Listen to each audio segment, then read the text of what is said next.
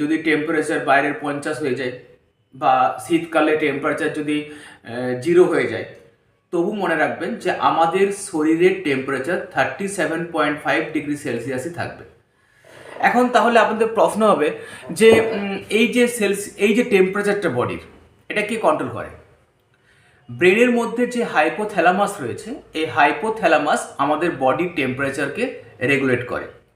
তাতে বাইরে যতই ঠান্ডা হোক বা বাইরে যতই গরম থাক, আমাদের হাইপোথ্যালামাস কি করে? এই বডির টেম্পারেচারটাকে কন্ট্রোল করে রাখে। এখন জ্বর হলো, আমরা কি করি? জ্বর হওয়া মাত্রই ঘরে আমরা প্রথম কথা সবাই বড় বড় ডাক্তার। একটু গা গরম হলো, সাথে সাথে আমরা কি করি না, টপাক করে প্যারাসিটামল খেয়ে দিই।